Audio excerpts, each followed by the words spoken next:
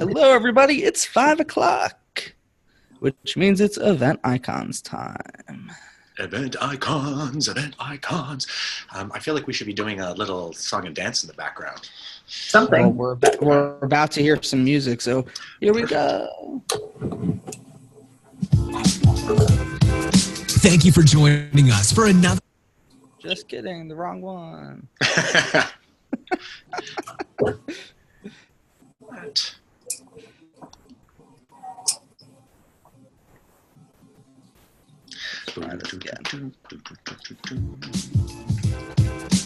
Thank you for joining.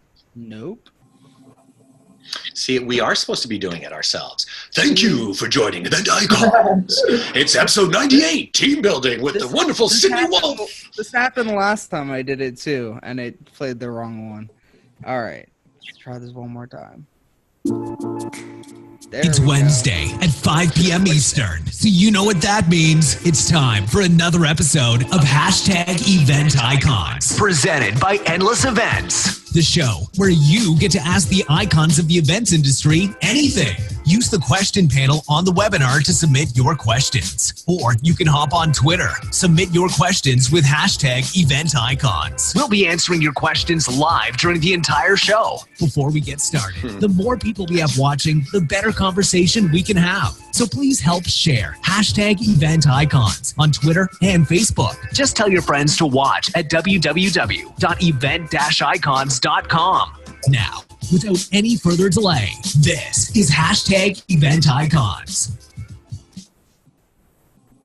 Hello, everybody. Sorry for the Hello. little mix there. Welcome to Event Icons. My name is Alex Plaxton, and I am your host today. Today is very exciting. We have a very cool topic that I love to talk about, and that is team building. And we have some great guests today. And they are Sydney Wolf, who is a member of the sales team at metroConnections. Sydney leverages her expertise in creative design, program management, and event logistics to create experiences for metroConnections clients. Welcome, Sydney, to Thank you. Thanks for having us. We're excited to be here. Of course. And we also have Roger Haskett. Roger is an award-winning international keynote speaker who ignites positive transformational change in teams and individuals. His company, Engagement Unlimited, pushes the boundaries of engagement in education, team building, and entertainment. That we do. To the show. Thank you. So glad to be here. This is my first time. It's very exciting.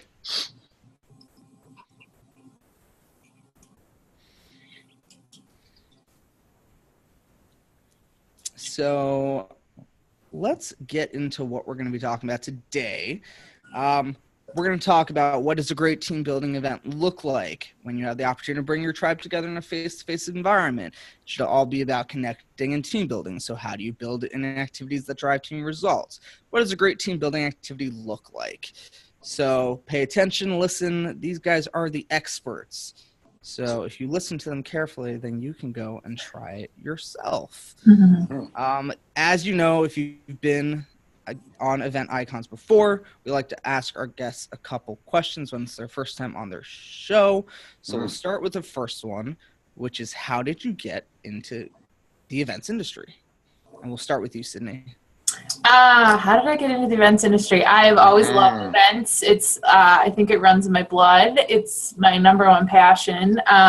So it kind of turned from a hobby from when I was younger in school to a full-time career. I sought out events. So I went to Johnson & Wales University, which is a hospitality and culinary school. Went to school in Rhode Island, got a degree in sports, entertainment, and event management. So it's kind of always been my career and has just taken off from there. So it's been a fun ride. I just recently went back for my MBA in hospitality. So now I have that. And I'm a big hospitality nerd. So anything and everything event related, I love talking about it. So I'm excited to be here.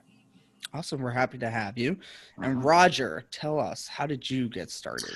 Well, I got started, I think, like many people, not like Sydney. My company was doing stuff on the side. I had an entertainment company. I was an actor. I graduated, and I realized no one's in any hurry to give an actor a job. So I made my own company doing the sort of performance that I really liked, which was breaking barriers and creating bonds, like getting off the stage and getting into the audience. So I was doing that for the public, and I had people like Tahira's company, actually, the company she worked for. I started interacting with them, and they were like, come over here and do stuff for us. And I was like, what? Like, what do you guys even do over here? Like, you put on what? And all of a sudden, that was the beginning of a great love story. Like, events and I go really well together. I'm really happy I found this area. Yeah. So I'll ask you, because I don't think it's going to come as a surprise. If you weren't in the events industry, what would you be doing? So this is the hardest question I've been thinking of for the last day, because I keep coming back around to, I think I would have found the event industry. I think that I would have, because the things that I'm interested in, I'm a teacher and I'm an actor. Like, my background is performance and education, and I really like change. I like transformation. And so events are the place where you get to get in front of people and make transformative change on an ongoing basis, like, with different people, but on an ongoing basis. So I think that I would have found my way here.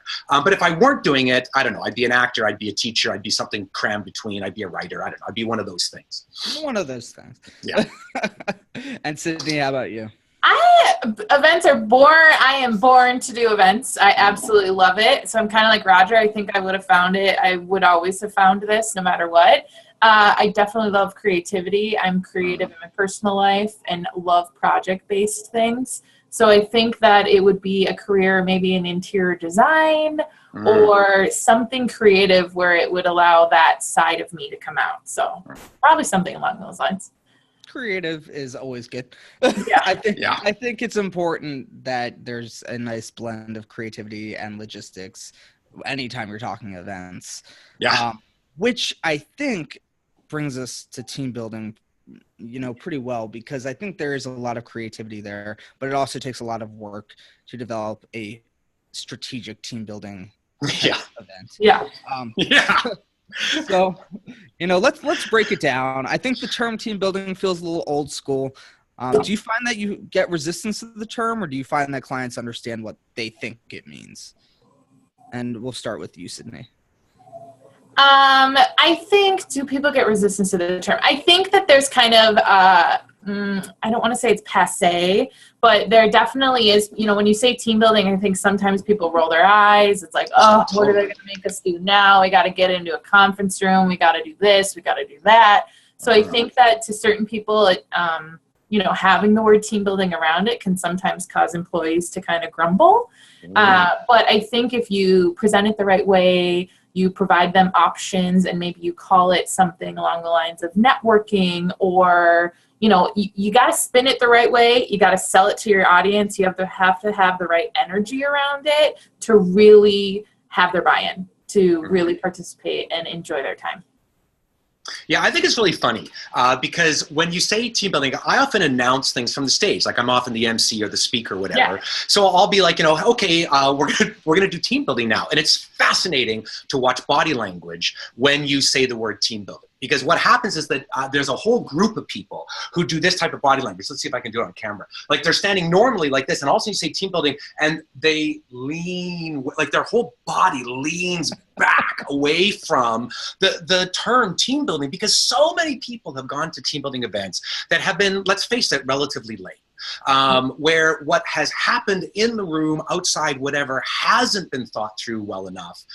People have thrown together ideas going, it's just bonding, it's just connection, we're just going to do it. And so I think that when you get the most resistance to team building, it's what Sydney said, it's a little old school, and I think that we're changing that because we're coming up with different descriptions, like team engagement, team dynamics, team bonding, but we're also we're in 2018. There's a real recognition that these elements that make up teams are rising to the top of what we understand is important now. that these really basic building blocks of the way we interact with each other are the things that we want to focus on when we're doing events. So things like smiling and interacting and connecting and bonding, we don't just leave it for let's hope it happens. We want to actually be strategic in the way it happens.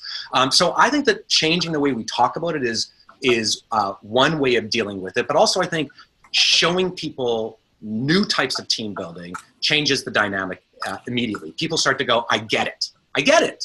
Yeah. So hopefully if there's anyone in our audience today who has that aversion to team building, hopefully by the end of this, they'll have a better understanding of what exactly the power of team building is and what it can do for your event. I do want to mention that we have some folks watching on Facebook. Aubrey Nowicki says she loves the new intro that I screwed up, but thanks. We've got John Chen from Seattle watching. Hey, John. So I know he's big on team building with the geo everything. So thanks for watching, John, and tuning in. If you have any questions on Facebook or if you're in the group, feel free to ask us and we'll make sure that we bring it up. So I think if we're going to talk seriously about team building and what it can do, I think it's important that we talk about what the objectives for team building are. Yep. And so I'm curious to hear from you two. What do you hear most often stated when you're working with a client as to what their objectives are? And we'll start with Roger. This is the thing about team building, and this is, I think, what Sydney was relating to earlier as well. Most people, when they say team building, I think really have a vague idea of what they want. And so their goals are often very vague. Their objectives are vague. So I think part of the job when you're talking to the client initially is to really start focusing in and asking them questions that they might not actually have answers to yet, and pushing the questions a little deeper so that if they say something like, yeah, we want to reconnect, instead of just going, great, we're going to create a reconnection experience, to drive a little deeper and go, what is it that you're hoping to reconnect on? And where have you disconnected? And where, so that you start asking more questions, because the more questions you ask the client, the easier it is for you to actually deliver what they want. And Sydney, I see you nodding, because we all know that reality, clients come to us and often say things that they say that they want something. They say they want this, and then actually when you give them the options or give them what they what they could get, they actually say, no, we actually want something else entirely. So in terms of objectives, I think that, team building has very basic objectives that work for almost all of it. I would imagine for almost all of it, maybe not everyone. But that things are like bonding, that you are actually creating new bonds where people have ways of interacting with each other that overcome social anxiety, that overcome structural impediments, like, for what's going on in their silos, etc. That you create this type of bond that overcomes that stuff. I think, to me, that's one of the basic building blocks of team building. But I also think that there's something different in the air now. I believe that team building has latched onto CSR, corporate social responsibility, with such a bear hug, with such a great energy, that what we find is that we try to pull making a difference into almost all of our team building events now. Whereas we didn't do that 20 years ago, 10 years ago. We used to have events called team building disguised as fun, because we didn't ever want to say the word team building. We'd say, we're just playing fun. We're just having fun. Because we would get people to bond better when they didn't have that team building word in their head. So yeah, I find that it's changing, and that people want to make a difference now. Sydney, what do you think about that? Yeah, I think CSR has definitely latched onto it. When you look at, that's definitely kind of a pillar of team building. So when I look at it, I look at these different pillars of sorts. And so, when clients come to you and you're looking to them, okay, you're going to have a team building event. Great. It's not just the bonding, the camaraderie. It's, are we going to do something good with this? Are we going to infuse CSR into it? But there's other things besides building team camaraderie that can be a part of team building. I mean, a lot of times I'll go into a company and there's an issue. There's a problem. There's a lack of communication. There's a breakdown in processes and organization. There's some issue within the company that needs some attention. It needs to be discussed. It needs to be resolved. And so I think team building can be a really good tool to use to look at those problems within an organization and help create an environment that's not just in a boardroom. It's a unique creative environment that allows you to tackle those problems within your organization. I think there's other things too, you know, it can discover team potential. I mean, there's so many times I'm working on a team building event and a leader will come out of nowhere. It could be the quiet, you know, the quietest person in your office, and all of a sudden they have an opportunity to shine in a unique format. And all of a sudden you just see this whole new level of leadership, a new role that they're taking on. And so it's another avenue of team building where it can open up so many different opportunities for your employees. Yeah, that's awesome. Totally. Now, Paul asked, and I think he was referring to Roger's response, but are you asking specific questions to the clients, or is it just general goals and conversation? Yeah, I mean, so originally when a client calls and they say, I want to do a team building event, I always start with, okay, let's talk about your goals and objectives first. What is it that you're looking to do? Are you solving a problem? Are you giving back? Are you building camaraderie? Let's get that down. Then once that's answered, then I need to start diving into the questions and the parameters of the who, what, when, where, and why. How many people? Where is this event taking place? Is it indoors? Is it outdoors? Are they in general session all morning so they've been sitting still for 4 hours? Okay, great. That's a totally different team building event than one where they've been running around for 4 hours. You know, we need to know all of these parameters for how this event fits into their schedule so that also, we can propose the best solution. Totally. And also, don't you find as well that sometimes we combine, like we ask questions. So the person asked, I think it was Paul, asked like, you know, what sort of questions? And we have a series of questions that we ask. Like we have 7 of them, I think, that identify objectives. And we're happy. I'll put that into the resources afterwards. I'll remember that. What was I going to say about before that? What was I saying? Questions you ask. Yeah. So what we find is that we often combine things by opening up questions to what they're doing with their whole event. Like, so often people want to say, well, this is the team building event and we want to talk about this 2 hours or 3 hours. We try really hard to open up the conversation, because what we find is that you can often say, well, you're doing a reception or as a good example, you want to get to know the destination you're going to. Yeah. Why don't we make that a team building activity? So rather than thinking team building in the middle of a ballroom on the middle day, why don't we put that at the beginning as an outdoor activity where you're going? This is something that John's company does, John Chen, my company does, I'm sure Sydney does as well, where we do like amazing race scavenger style hunts where it's photo based. People are out in the city learning with teams, but learning some really important things about where they're going. Or even more important, we often take learning that they have to take, that they have to absorb in the conference, and we tie that to the team building so that in the team, so Cindy is going, I was going to say, in addition to the location, it's not only the location you're in, but then it's what's your conference theme, what's your conference logo, the look, the feel, the team messaging with the conference as a whole. Don't just do a team building just to fill time then. Do something that relates and drives home the messaging of your conference at large. Yeah, Sydney, I'm loving you a little.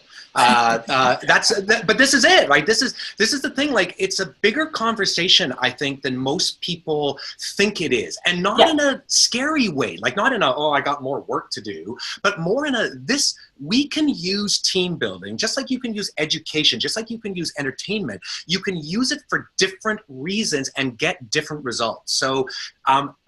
Like for me, it's always just like expand your mind about what team building is, and get out of the idea of team building and start thinking about team engagement or think about team dynamics. And then you start to open up where we can place it, how it will fit, and how it will really not just achieve, but elevate your objectives for the whole conference or the whole meeting.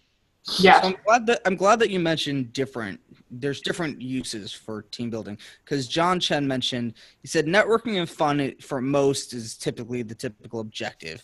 But the best clients have clear goals and know they can do educational goals and performance goals. So I guess here's my next question. If everyone wants to be the best client, right? Like no one wants to hear they're a terrible client. So if someone is thinking about bring team building to their event, when they come to you, what can they do to prepare ahead of time to be the best client for you and work best with you? We'll start with Sydney.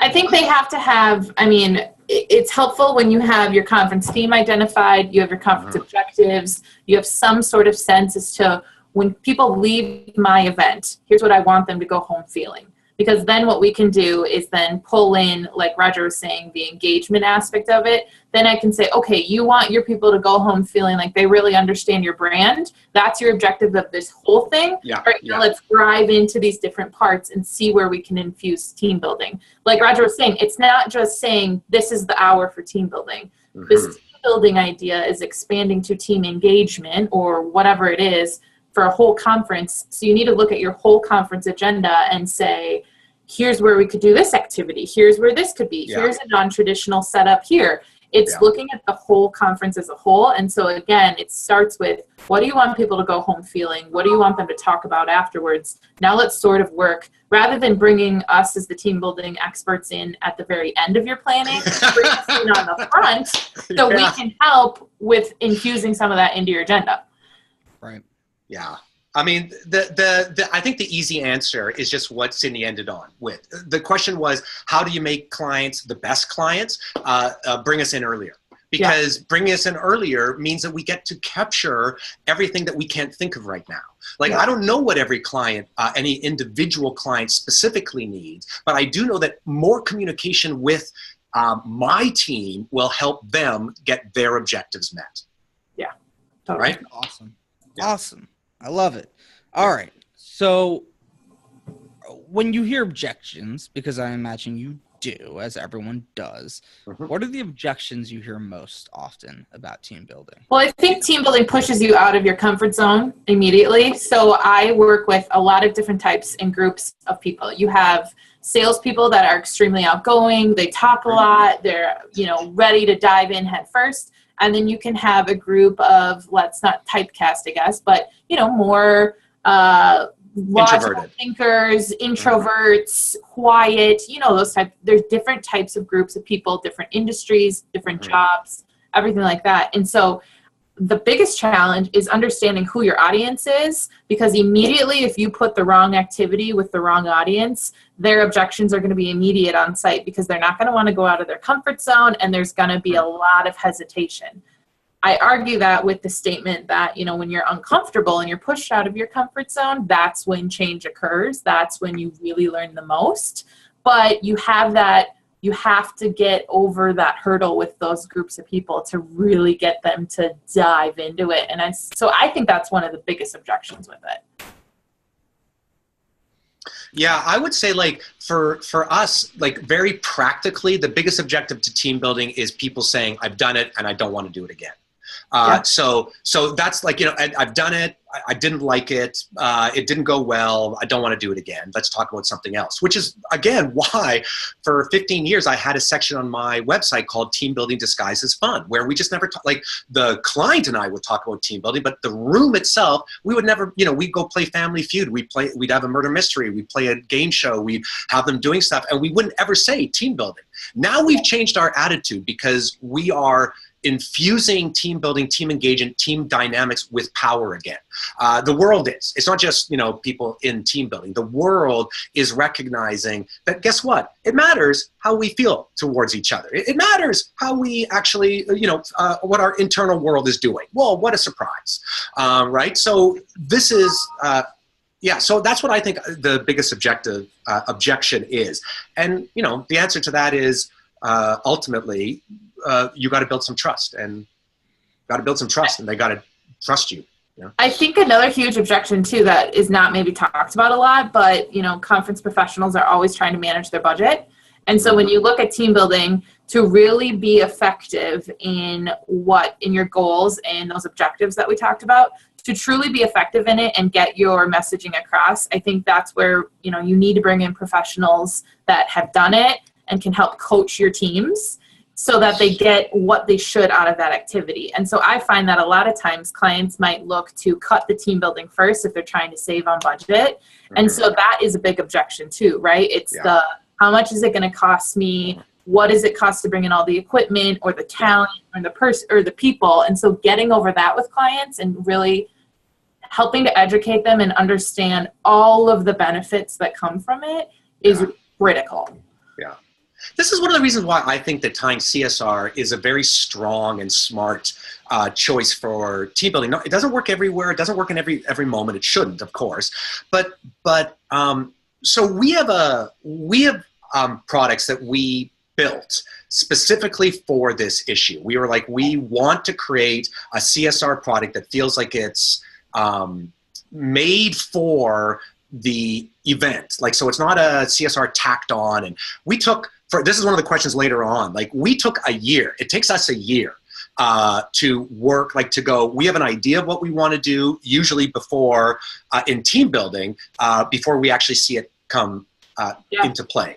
That, you know, requires a huge amount of throwing away ideas. Thinking and thinking and thinking and throw away. You finally get something, you work through it halfway, you throw it away, and you start, you know, and then you get stuff and you build it and you layer on the things that are so important and so valuable.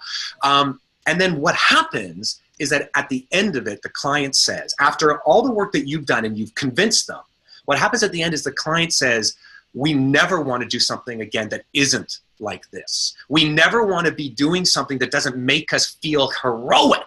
It doesn't make us feel like we're making a difference, or it doesn't make us feel that we're doing something valuable. So you tie that to team building, and what we find, you guarantee repeat clients. You guarantee lifetime clients. You guarantee people who go, we've had team building, it didn't resonate so much. Now we're talking the way you're talking engagement, you're talking you know, more objectives being met, company objectives. We see the value and we feel something. We feel something different. That I think is worth its weight in gold. So Reed Stockman asks, what can you do to ensure follow through and follow up so the work is not wasted? So this goes back to, I think, having bringing us in early so that we can be a part of some bigger conversations. I think that when you're planning, you know, there's meeting planners and event planners that are tasked with filling agendas of these conferences. But I think when, especially at the corporate level, which is primarily what I work with, is really getting to the decision makers within the organization to have their buy-in on that conference agenda and what's being included. Getting to the decision makers early to say, here's what we're trying to do. Here's the team building that we're going to include within this whole concept that we're working on. But then doing a strategic plan that has follow through, that has, you know, really infusing it into the corporate culture as to saying, here's the kickoff. Here's where we're going to do this first big activity. Maybe it's a 2-hour activity to introduce this concept and to kick it off. But then strategically infusing it into your employee engagement plan for, let's say, the next 12 months, so that then there is follow-up. There's touch points every single month. There's communications that can be sent out to your employees. So it's not just a single standalone event. It's a whole strategic plan that we can help with. So that's so interesting you're saying that, Sydney, because that's exactly what my company is working on the last year. We've started to go, our team building, our retreats, our education is making a massive impact. And then 6 months later, that impact is muted. So we're creating this ongoing year-long strategy, which we're just signing clients to now. So my question for you, Sydney, is this. How easy is it for you to take a team building cold client, someone who hasn't worked with you before, and sell them on an engagement strategy, not just a one-off? Like, can you do that at the first time, or do you really need to build that in over time? I'm curious. I think it depends on what their current state is, right? Like, if you have a company that comes to you and is like, listen, we have a communication problem. It is, you know, we need to get to work together better. You know, there's a conversation that lends itself immediately to saying, great, let's solve this problem for you. Here's how you're going to do it. You're going to have this kickoff event. Then we're going to follow up, and really help turn this culture around. It's a little harder if you have, you know, a conference, one-time conference where it's kind of a one and done, maybe an educational type thing. That's a little harder, but if it's truly, if the client need is there, I think you can get them on that path easily, and it's a pretty easy conversation to lean into. Sweet. I'm so glad I asked you that question. Yeah. So we're about halfway through the show. Again, if you're watching, please feel free to ask questions. Join us on Facebook and ask questions, or here in the Zoom. We're getting some great audience responses today. Mm-hmm. We're halfway through. Let's talk about what are the elements that, for you, define a great team building experience. For example, what's the maximum size of groups, type of tasks, challenge level of tasks? I can go first because my answer is either super easy or a cop-out. Because my answer is it just depends. Like, there's no ideal anything. Like, it's great to have 200 people in a banquet room building something because it's in from outdoors, but it's in the same room that they were in. There's good and bad. It's great to get people outside. But what happens if it's raining? There's always going to be good and bad for any choice. I believe the trick is figuring out what this specific client's specific objectives, how are they best going to be met with this host of solutions. And the host of solutions is where the team building company, where the creative minds start to go, this is the best matchup. Like, it's ridiculous for us to match up our buddy bench, which is a CSR give back thing that we put on elementary schools. It's ridiculous to sell that to someone who really wants our engaging escape, which is our we come to you and do an escape room for everyone, like in the same room. So it's all like, they're different. Like, one doesn't have a CSR, one does. One might be outside, one might, like, they're different. Is one better? No, it's just better for a specific client, right? Yeah, totally. I think that there's a few parameters that I always use kind of as guiding principles, if you will. I think going through those questions with your client and understanding what their variables are for their event is critical. We've established that. But then from that, you figure out, okay, who's participating? So understanding the audience, is it young? Is it old? Is it millennials? Is it Gen Xers or baby boomers? Is it people that are familiar with technology or not familiar with technology, physically able, not physically able? So understanding that is really important, because I don't want to propose an activity to someone that excludes a large portion of your audience, or really excludes anybody. I'm not going to propose a really physical, amazing race concept in downtown Minneapolis for a group if I have a lot of people that aren't able to walk or get around super easily. So knowing who your demographic is, and then designing an activity that can make sure that inclusion factor is there, I think is really important. I would totally agree with that. It's so obvious, but the last thing you want to be doing in a team building event is excluding people and having people feel that they are like that. I mean, we talk like, my company talks about social pain, about how important it is to identify social pain as an element within our engagement. And yet, I've seen team building where you walk in the room and you go, immediately I'm uncomfortable, because a third of the people in the room are already feeling, they're going like, I'm not capable. Like, and they're not going like, I don't want to. They're going, I'm not allowed, or I'm not capable. Like, I'm walking home going, I'm incapable. Who wants to go home thinking they're incapable? From a team building event. Yeah. Yeah, no, exactly. I think to that point, which connects to that, you also can't forget the goal. So a lot of times I've seen people who have tried to do team building, but let's say the team building is at, one of those arcade bars or a bar or something, where all of a sudden there's an open bar, there's a non-controlled environment, and all of a sudden your team building starts going like this, and everyone starts disappearing, because the focus has shifted from what you're trying to get them to focus on to the open bar, or to whatever that distraction is. So you need to make sure you are able to set it up so that you have a productive environment, so that people can truly engage like you want them to. Otherwise, they're going to get distracted by all these other things. And that's I would add on to that, one of my pet peeves, and this is one of the things that I talk about now, we talk about with our clients, is if you have C-suite in the room, if you have bosses, managers in the room, and they are not involved. And they are standing, talking shop, or they are looking at what people are doing, like going, this looks like it's going well. Get them out of the room, or I would get them expand involved. on that and say, too, a lot of the team buildings we do, so whether it's a bike build, a game show, an Olympics, Summer Olympics type event, a lot of times I've had executives where they come to me beforehand and they say, we want to be on the same team. That's also completely counterproductive. Like, you need to break up that executive leadership team, and they need to all be on different teams to engage with their employees. It can't be a team of executives versus everybody else. Well, unless, like, we might do that for a Family Feud type game where we have all sorts of stuff happening, and then we might go, at the end, we're going to have the executives versus, like, there might be groups that do that. Appropriate use of that, yes. But I totally agree with you, Sydney.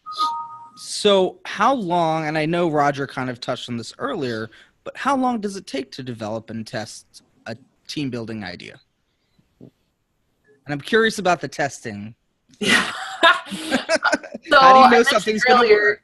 So we at metroConnections, we kind of have a warehouse facility. We have a custom shop where we can build, design, create anything that we need to support our events. So when we go and do team building events, and I'll share this in the resources, lots of photos on our websites and things, you'll see that it's very visual. There's bright colors, there's big props, there's games, there's equipment. So we're building a lot of that. So it's kind of funny when it comes to building and testing. We test it on our office. We will come up with a concept, and we'll say, all right, we need a group of 15 to go in the back of the warehouse. And if you walk in the back of the warehouse at any given day, there's people running up and down, testing a new game, testing a concept, looking at it. So it's kind of funny when you come into our office. We do team building every day.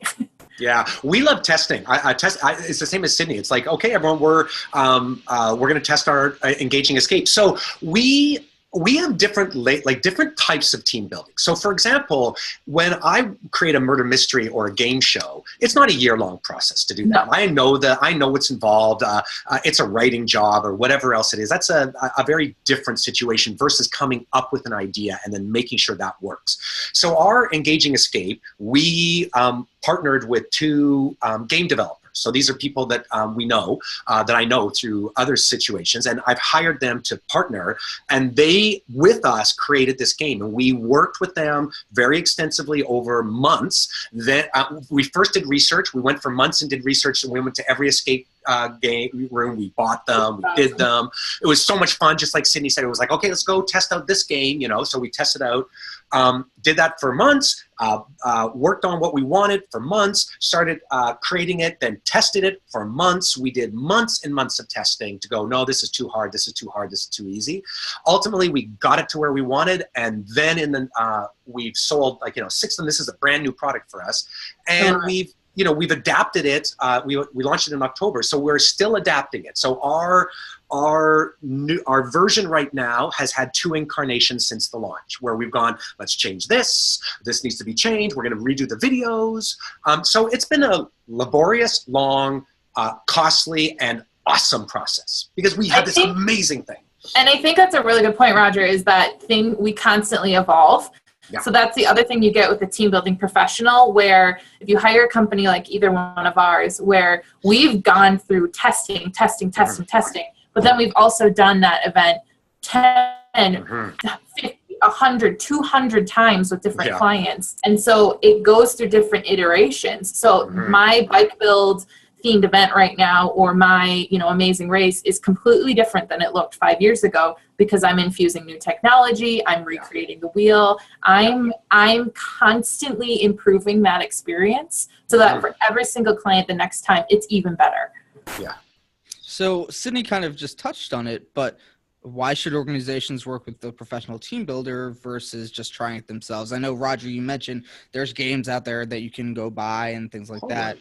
But why should they work with professional team builders versus just trying to do it themselves?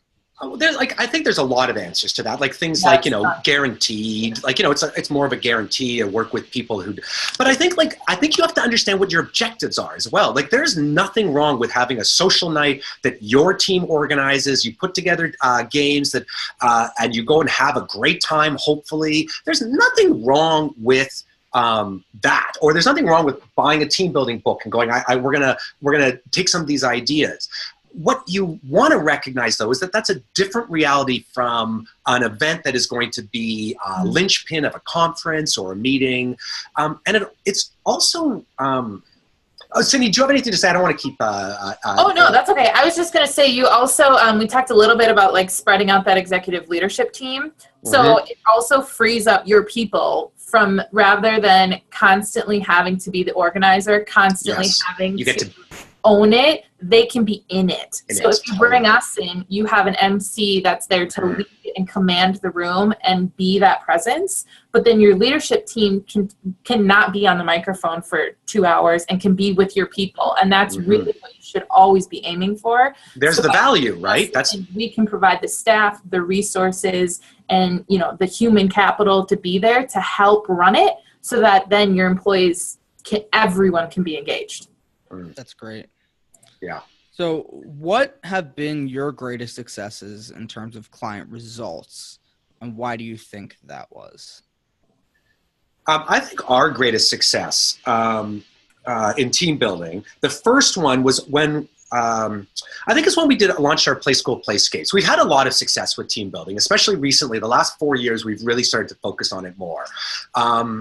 But when we, the whole concept of Play School Playscapes is that we tied CSR to it. So we built mud pie kitchens for kids that were donated to underprivileged daycares, or we built buddy benches, which we put on elementary schools. And they both have philosophies and science behind them, and they both do things that are positive. So they have science behind them that talk about how positive it is.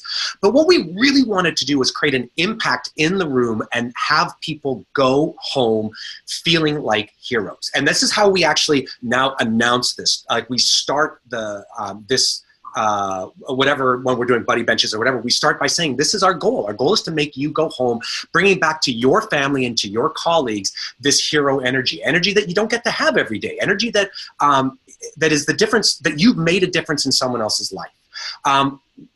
We spent a year making that product. It was so hard for us to actually create it the way that we wanted it to. But what we insisted on, that impact had to be visible in the room. So people had to see in the room what they were doing, so that it wasn't far away. Like there's this book right here, Magic, which just talks about engagement. And one of the ways to create engagement is through meaning. You create meaning in the room, people get engaged. So we really wanted to create this hero energy, this meaningful energy. And we did it, and every single time we've done it, it's like we've done this, I don't know how many times now, 20, 30 times. Every single client goes, that's it, this is the benchmark for what we want to be doing from now on. We want to be feeling this way while we're bonding. While we're creating these bonds, we also want to be feeling like we're doing something significant for the world. Like, it's no surprise, it's 2018, the world needs help, huh? The world needs help. We all know that. We all know it. Yeah. So it's time, events, we help the world, right? We help the world.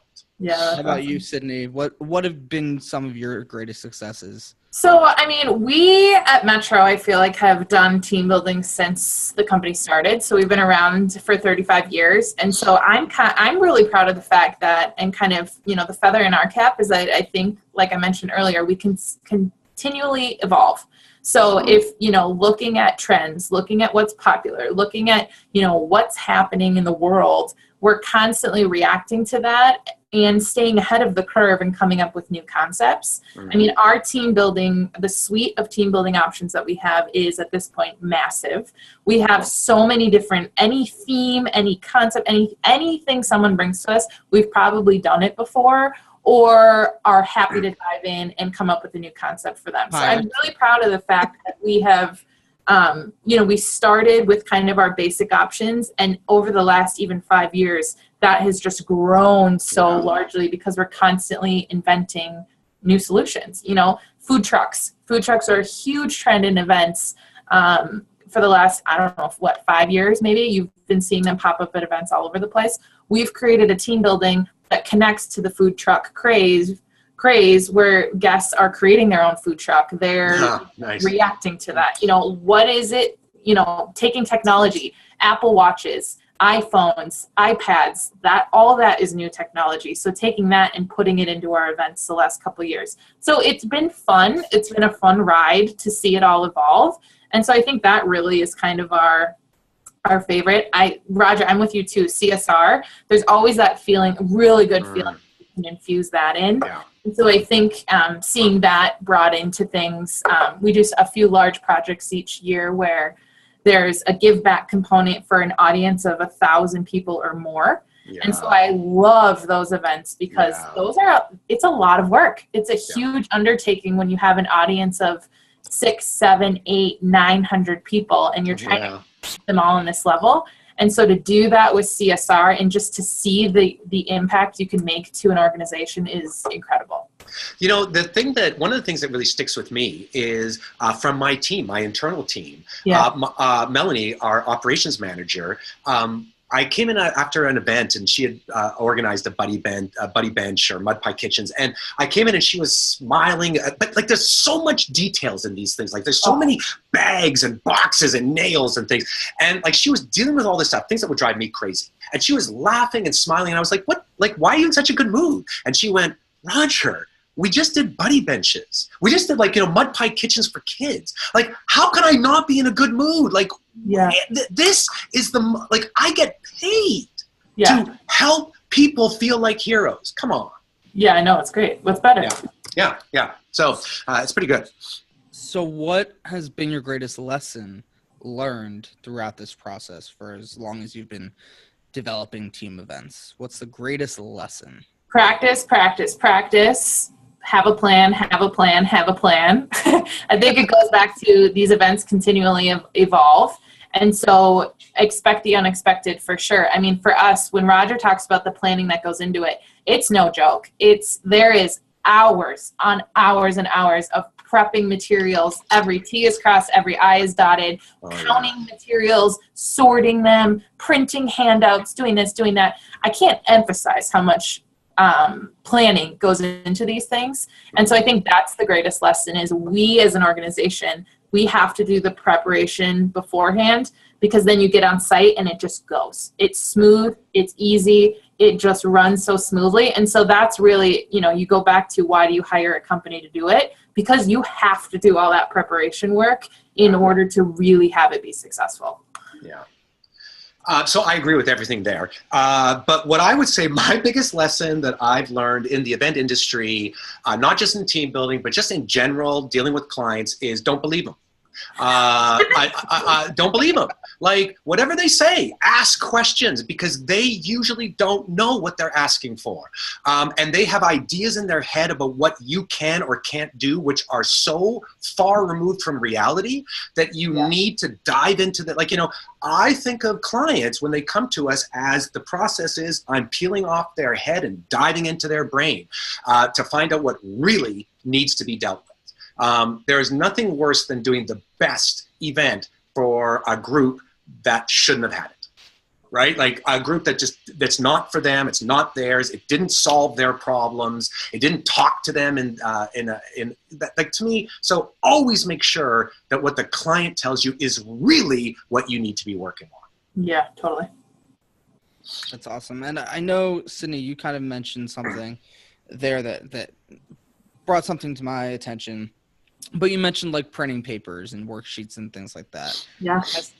The advancements in technology, have they changed the way that team building events are occurring, or are we still kind of, doing it the same way? Yeah, I mean, it goes back to who is your audience that you're team building, right? So if you have a group of baby boomers that you're looking to do a team building with, not to say that they don't love technology, but they're going to lean a little more towards one end than millennials. In order to get millennials to be interested in team building, you either need to have booze or you need to have technology, one of the two. And so, honestly though, I mean, we are coming up with concepts that are completely focused on technology. Like, you look at current things that are out there right now, lip sync battle with Jimmy Fallon, that's a thing, so having that, and it's focused around the technology of, the music, the performance, the production value of it. That's a huge trend right now. You look at how easy it is to edit videos on your phone. So you can do slow motion videos or video editing. So competitions or team building that's focused around making a music video or going out on a cityscape and shooting live video and having the teams come back and edit together their content and all of that. It's totally changed the game on how we do all of that stuff. That's awesome. How about you, Roger? Are you using technology in any interesting ways? Yeah, we think of our company as a low-tech company, in that we are people-centered and people-powered. Like, we talk about engagement, and we don't focus on technology, but we use technology to get our goals. So we don't we're not the company to come to if you just want to do something that's technically spectacular. There are other companies that would probably do that better than us. We are about how we make sure that it's resonating with the people. But of course we use technology because technology is awesome. Like, sometimes it's distracting, but technology allows us to do things that we could never do before. Why would we not pay attention to that? So yeah, we totally use it. That's where you can't oversaturate your audience. So if you infuse too much technology, if you are leaning on that too heavily and throw too many things at them at once, you're going to lose their attention span. You're going to lose them in the whole thing. So the whole point of team building, like you just said, Roger, is people. It's about the people. It's about getting the face-to-face communication. It's about who's in that room. And so technology can be great, but it can also hurt you if you don't use it correctly. Yeah. Awesome. Totally. Well, we are coming to the end of the hour, so I want to get to our last. I know. We'll have to do round 2. We'll have to invite John Chen into it as well. Yeah, totally. John, so nice to see you, or not see you, or hear you. So if you could only pick one, what is your one tip you have for event planners? I think I gave mine all. Team building or in general? In general, any tip. It does not have to be related to team building. Like, I'm going to go with what I just said. This is another one that I found hard. Like, there's tons of tips, and what is the one? I'm going to, honestly, I feel that one of the things I learned, and I have learned and continue to use, is just treat clients like you have to get inside their head to find out what they really want. Don't just listen to what they say. So to me, that's, whether that's team building or anything else, that's, to me, one of the key components of I would say mine is have the right people at the table. So get your decision makers at the table and get them at the table early so that you're not, as a meeting planner, running around in circles trying to make things happen. Come to find out that's not in their strategic plan, or that's not the direction they want to take at all. Get the decision makers at the table as early as possible to get their buy-in, and then get your team of experts there who can support you. So many times with team building, for instance, they come to me and they say, people come to me and they say, we want to do this great team building event. We want to do this. We want to do that. Awesome. This sounds fantastic. But then we go and try and find the space for it, and there's no space at the hotel. To seat 300 people in theater seating is completely different than to have engaging activities for 300 people in one room, right? So having, like Roger said earlier, get us involved at the beginning of the conversations when you're planning your conference or planning your event, because then we can be there as your team of experts to help say, here's the space you need to contract, here's how much room you need to have, here's the time to allow for. So I think it's really all about who's at the table when you're planning an event and making sure you have the right people there, your experts, your decision makers, and your planners. I agree with that too. You agree a lot, Roger. So last but not least, we like to share with our audience some great resources. And don't worry if you're watching this or it's not live. Every Tuesday, we post a blog with last week's show, and that includes the resources mentioned here. That is on event-icons.com. So go there. There's tons of amazing resources. We actually got a resource today from John, who was in our audience. He recommended the book, The Essential Elements of Facilitation by Simon Priest. So thank you, John, for sharing that excellent resource. Now to you two, our panelists, our guests. What are your favorite resources that you would like to share? And this can be anything, websites, blogs, books, gadgets, you name it. Sydney?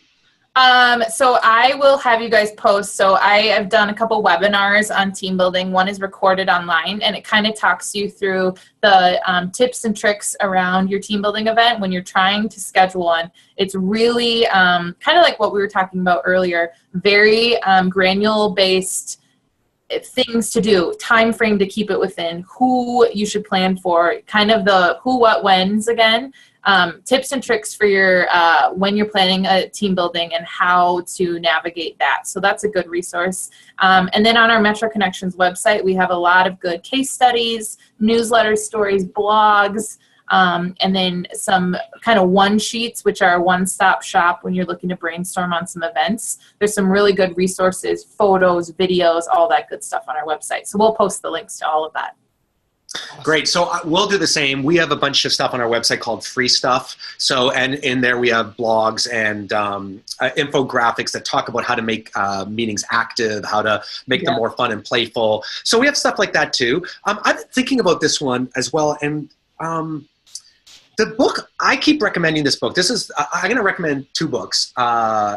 These are the two books that in the last 5 years have really made me sit up and take notice that the world is different.